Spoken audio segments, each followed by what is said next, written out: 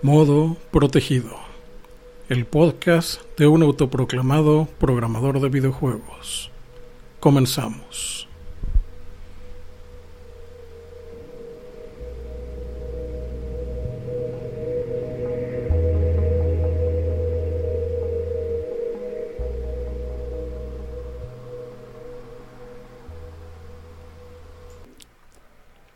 El Caballero Negro. En mis discursos contra la industria local de videojuegos, nunca me he dirigido a nadie en particular, porque al final todos hacen casi lo mismo.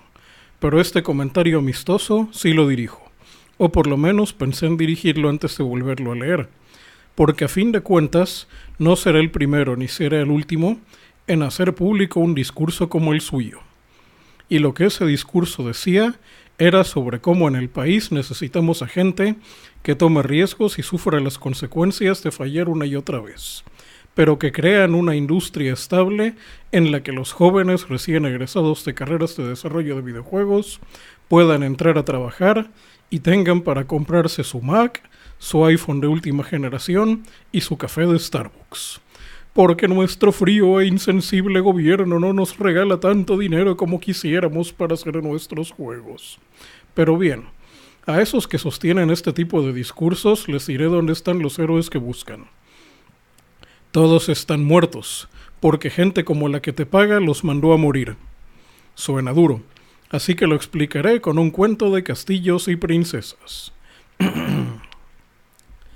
Había una vez un pequeño reino color de rosa, con un castillo como el de Disneylandia, rodeado por un enorme muro que defendía el pequeño reino de los horrores del mundo exterior. ¿Y qué horrores eran esos? Para hacer más simple el cuento, esos horrores se resumían en un enorme dragón que devoraba a todo aquel que saliera del pequeño reino color de rosa, y a veces también a los pobres diablos que vivían más cerca de las murallas, pues a veces las arpas del dragón pasaban por encima de sus defensas. Mientras que en el castillo, a buena distancia del muro, el rey, las princesas, príncipes y demás señoritos de la nobleza discutían sobre lo emocionante que sería explorar fuera de las murallas y enfrentarse al dragón, y los honores con los que cubrirían a aquellos que lograran vencerlo, por lo que les llegó la idea de armar un grupo de aventureros para tan grande hazaña. ¿Pero quiénes serían los elegidos para tan magna encomienda? Obviamente los hijos de los nobles más cercanos al rey, pues ellos tenían la nobleza y sangre azul para convertirse en héroes del reino, sin mencionar toda la preparación con la que habían sido educados desde niños. ¿Se imaginan la vergüenza si un plebeyo inculto fuera quien matara el dragón? ¡Ay, qué oso, güey! Y así, con el dinero del rey, se formó un grupo de caballeros de sangre más azul. Los equiparon con las mejores espadas y armaduras que podían comprar en las tiendas, e hicieron una gran fiesta en su honor la noche anterior a que partieran a su aventura. Y de inicio todo fue de maravilla, hasta que se toparon con el dragón. Ante el dragón poco pudieron hacer los nobles caballeros, pues aunque sus armas eran las mejores, casi no tenían puntos de experiencia. Las espadas rebotaron en las escamas de la bestia, los hechizos de ataque fueron meros chispazos al aire, y los puntos de magia del sanador se le terminaron en apenas 3 turnos. Al final, tuvieron que ir a toda prisa tras las murallas del reino color de rosa para salvarse, aunque para lograrlo, tuvieron que dejar atrás a algunos escuderos, para que el dragón se distrajera comiéndoselos. Y así, llenos de vergüenza porque el dragón los había humillado, regresaron al reino y contaron lo terrible que era el dragón, y que no era justo que los plebeyos campesinos se rieran de ellos y los compararan con los caballeros de los reinos del norte y el oriente, que mataban dragones mucho más grandes casi todos los días. Entonces, al ver que si querían extender sus dominios y vencer al dragón, iban a necesitar héroes, o más bien carne de cañón que fuera la primera en recibir el fuego al ir al frente, y que en caso de lograr ganar pudiera compartir con los nobles las riquezas que tanto se merecían. ¿Y qué ganaron por arriesgar sus vidas? Pues por supuesto la fama, riquezas y sobre todo el orgullo de haber ayudado a la industria, quise decir el reino color de rosa. Y por si fuera poco, encima de eso, los mismísimos nobles se ofrecerían a ayudarlos con todo lo que pudieran. Y así, Entre las áreas menos rosas y más cercanas a las murallas, emergieron aventureros que aprovechaban el poco tiempo en el que no estaban trabajando en el campo para ir a cazar monstruos, pero siempre regresaban a sus labores de campesino, pues los pocos monstruos con los que lograban matar con las pocas armas que tenían, no cargaban el suficiente oro como para vivir de cazarlos, y ni pensar en enfrentarse al dragón. Eso por no mencionar la gran cantidad de aventureros que abandonaron sus andanzas porque les dieron una flecha en la rodilla como el guardia de Skyrim. Pero no todos fueron aventureros de fin de semana. Algunos lograron sobrevivir fuera de las murallas del Reino Color de Rosas por más de una noche, reduciendo sus necesidades y peleando durante días para obtener experiencia. La experiencia que nadie podía darle en el Reino Color de Rosa, siempre con la esperanza de que el reino lo ayudara al enfrentar al dragón. Y por qué no, para ganarse el respeto de su pueblo. Y así, un día, uno de estos caballeros solitarios se topó con el dragón, y gracias a su experiencia resistió más que los nobles. Incluso pudo herirlo entre sus escamas, pero al final no lo pudo vencer. Tampoco pudo escapar ni pensó en hacerlo. La batalla terminó cuando el dragón envolvió al caballero con su aliento de fuego y lo aplastó con sus patas para rematarlo. Pero el caballero no murió, aunque el fuego del dragón había dejado su armadura completamente negra, y sus múltiples heridas, si bien no bastaron para matarle, sí que le confirieron un aspecto siniestro. Como pudo, el caballero le dio un trago a su última pócima roja y regresó arrastrándose al Reino Color de Rosa en busca de ayuda. Pero cuando llegó al Reino Color de Rosa, se dio cuenta de que ya no podía vivir ahí. Sus cicatrices asustaban a la gente, y estaba muy viejo y maltratado para volver a trabajar en el campo. Luego, cuando quiso compartir lo aprendido en batalla con los demás guerreros del reino, estos le dijeron que él no merecía ser llamado guerrero, porque no había entrenado en la Academia Real de la Magia y la Espada. Sí, la misma que había entrenado a los nobles que huyeron del dragón sin hacerle nada. Luego, cuando fue a ver al rey, éste ni siquiera le dio audiencia. Tan solo alcanzó a ver por los ventanales del castillo cómo la nobleza palaciega seguía en sus fiestas sin enterarse de nada. Y en ese momento, el caballero negro se preguntó, ¿y si hubiera vencido el dragón? Entonces lo supo. De haber vencido el dragón él solo, sí, tal vez lo hubieran recibido con júbilo, hasta hubieran hecho una fiesta, pero esa fiesta no era para él, sino porque ya no habría un dragón al cual temer. El Reino Color de Rosa se hubiera extendido más allá de las murallas, y él, en cambio, tendría cierta suerte si le hubieran dado un pedazo de tierra para vivir como campesino, pues todo lo ganado sería para sus señores y para los que ellos consideraban que se merecían las riquezas.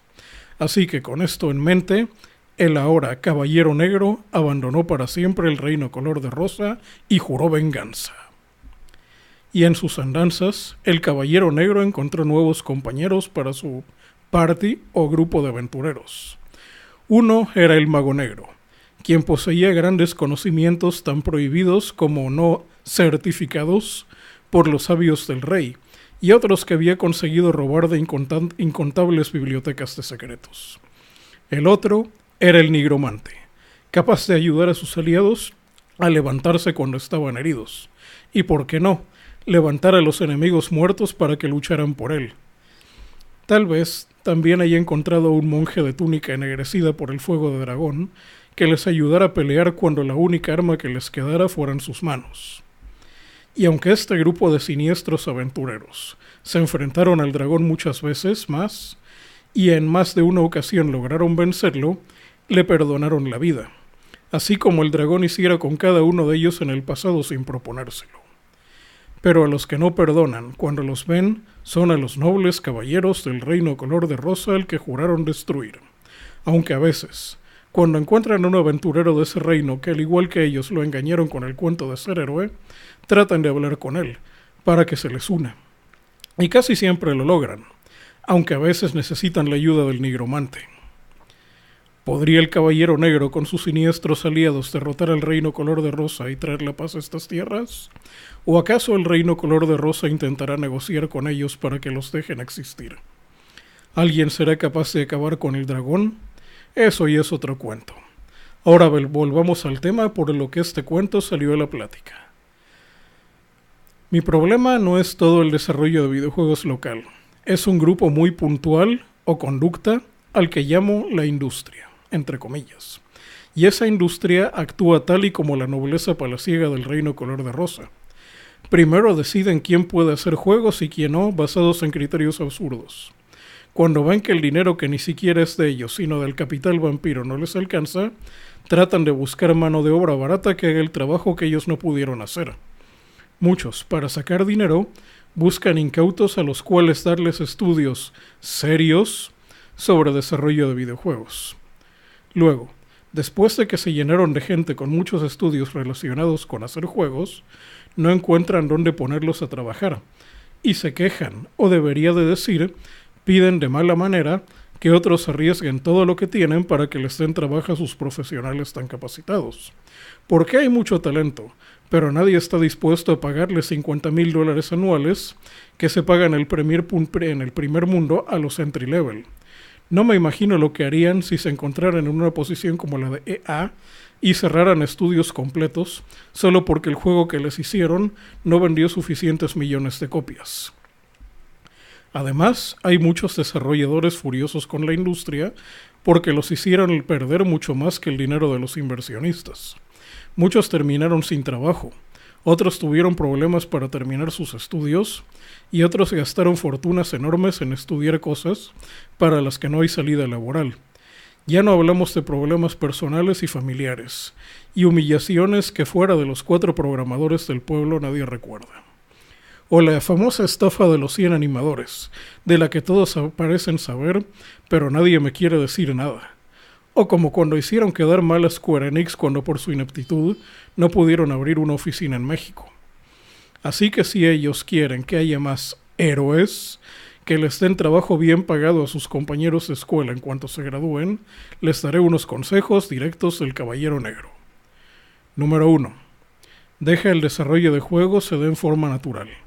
Siempre va a haber entusiastas del desarrollo de videojuegos que forman grupos sin que nadie les pague, e inversionistas dispuestos a pagarles para tener un juego. La teoría del choque de los elefantes lo explica. Además, si el dinero llega demasiado pronto, lo único que conseguirán será enriquecer al mismo grupito de inútiles de siempre. Número 2. Están compitiendo con los mejores juegos del mundo. Ellos tienen acceso a sus mismas herramientas y según ustedes tienen la misma preparación. No tienen excusa para quejarse de malinchismo cuando hay muchos mexicanos trabajando en juegos extranjeros famosos. Y sus juegos parecen hechos hace 20 años, y hace 20 años ya había 3D, a pesar de tener el mismo personal y herramientas. Número 3. Si alguien creyó que ustedes merecen ser los líderes poniéndolos donde están, entonces demuéstrenlo. Pues las 2 frases separadas de «llevo años viviendo de hacer juegos» y «no se ríen de nuestros juegos malos» se entienden juntas como «a mí me pagan por hacer juegos y a ti no». Y encima nos pagan aunque hagamos juegos malos que nadie compra. Tal vez en sus reuniones de exalumnos en el Starbucks, decir esas cosas causa admiración entre los suyos. Pero en internet van a hacer que se ganen el desprecio de muchos. Sobre todo de los que apenas pueden programar, porque tienen que trabajar por comida en cualquier otra cosa. Y ellos son muchos más de los que creen. Número 4. Si quieren ayudar, ayuden con información, no con dinero que no es suyo, ni mucho menos con pláticas pretensionales. Una de las cosas que dejé de seguir el GDC es porque todas las pláticas terminan convirtiéndose en una burla al público si su juego se vendió, o en regaños porque no lo compraron. Y cuando parece que van a explicar algo sobre cómo hacer juegos, al final lo que ofrece no es mejor que cualquier ocurrencia de un quinceañero al que se le fue el internet un domingo. Nadie quiere escuchar cómo un señor se les acercó fuera de la escuela y les ofreció una bolsa de dinero para que se fueran con él. O se la pasaban de fiesta en fiesta cuando estuvieron estudiando en el norte de Europa. De esa plática hablaré en un podcast aparte porque sí sucedió. Lo que el público quiere es algo que puedan poner en práctica en su PC al regresar a casa. O ya si quieren ayudar de modo más directo, un lugar al que puedan ir para que les den un trabajo con ustedes. Y no, Una de las peores maneras de ayudar es ofreciendo dinero, pues eso causa el efecto cobra, que es con un problema que se trata de arreglar. Con dinero crece en lugar de mejorar. Del efecto cobra ya ven el podcast número 5, que por lo que veo no lo han oído. Podría seguir con el audio, pero creo que ya ayudé suficiente. Si siguen estos consejos, evitarán que gente que podría ayudarles mucho se vuelva en contra de ustedes. Ahora regresaré a hacer mis podcasts, porque estos los hago en parte por culpa del daño que la industria le hizo al desarrollo de videojuegos en México, al dejarnos en ridículo internacional ya tantas veces. Fin del audio. Este audio fue bastante corto.